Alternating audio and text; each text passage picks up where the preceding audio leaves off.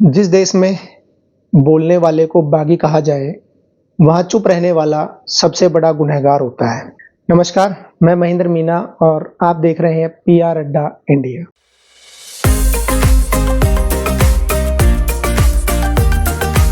आज हम आपके लिए एक ऐसे युवा की कहानी लेकर आए हैं, जो अपनी मेहनत के दम पर सत्ता को ललकार रहा है, युवा वर्ग का चहेता बन रहा है। नाम नरेश मीना। आइए शुरू करते हैं। नरेश मीना 12 जिले के नया गांव से आया वो लड़का जिसकी राजनीतिक विरासत थी, लेकिन पहचान उसने खुद बनाई। कल्याण सिंह सरपंच रहे, माँ भी सरपंच रही और भाभी जिला परिषद सदस्य रही। परिवार जो कह सकते हैं कि आप सक्रिय राजनीति में रहा है, लेकिन नरेश मीना ने इस सबसे अलग छात्र राजनीति और आरटीआई से सरकार से सवाल पूछकर अपनी पहचान बनाई। साल 2000 के दशक के शुरुआत में राजस्थान यूनिवर्सिटी के स्टूडेंट यूनियन का महासचिव का चुनाव जीता। यह जीत उसके लिए बहुत महत्वपूर्ण थी छात्र राजनीति की शुरुआत के लिए। सितंबर 2020 में अवैध खनन के विरोध में जबरदस्त प्रदर्शन किया। आरटीआई से कई अधिकारियों पर कार्रवाई करवाई।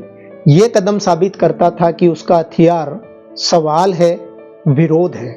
छात्रों के लिए लड़ते हुए कहा कि मैं सिर्फ SC/ST की स्कॉलरशिप नहीं मांग रहा, मैं सिस्टम से सवाल पूछ रहा हूँ। थप्पड़ कांड और समरावता हिंसा। 13 नवंबर 2024 को देवली उनियारा उपचुनाव में टोंक जिले के समरावता गांव में SDM अमित चौधरी को मतदान केंद्र पर 2 थप्पड़ लगाए। पूरी घटना कैमरे में कैद हुई। वह आरोप लगा कि SDM ने 3 फर्जी वोट डलवाए और चुनाव चिन्ह छुपाया। जनता भड़की और समर्थन नरेश मीना की तरफ जताया। 14 नवंबर की रात 60 से अधिक समर्थकों को पुलिस ने बंद किया। रास्ते ब्लॉक हुए, आगजनी हुई।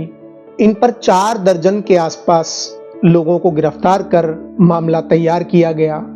हाई कोर्ट में जमानत की जो कहानी है वो इस प्रकार है। 14 फरवरी और 19 मार्च 2025 को जमानत याचिकाएं खारिज हुई। न्याय प्रक्रिया का विज्ञापन हुआ।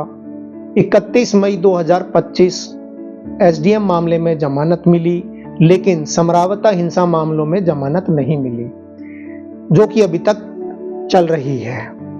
8 जुलाई 2025 हाई कोर्ट ने अटेम्प्ट टू मर्डर आरोप में इंटरिम स्टे लगा दी, लेकिन हिंसा केस की सुनवाई नहीं की गई। रिहाई और जनता का स्वागत। अब वो दिन आया 15 जुलाई 2025। 8 महीने जेल काटने के बाद बेल मिली। समर्थकों ने सड़क जाम करके स्वागत किया। समरावता मेरा गांव, मैं उसका बेटा कहकर नरेश मीना ने संबोधन किया। जो सवाल पूछता है उसे जेल भी भेजा जाता है, लेकिन जब वही सवाल जनता का हो तो जेल नहीं, उम्मीद बन जाती है। वो लड़का जो विश्वविद्यालय की गलियों से चला था सवाल लेकर, आज उसे सत्ता सवाल करने के लिए नजरअंदाज नहीं कर सकते। अगर आपके मन में भी सवाल हैं, अगर आपने भी देखा है सिस्टम की चुप्पी, तो इस कहानी को शेयर कीजिए, क्योंकि ये कहानी सिर्फ एक आदमी की नहीं, अनकही जिंदगियों की आवाज है। नमस्कार,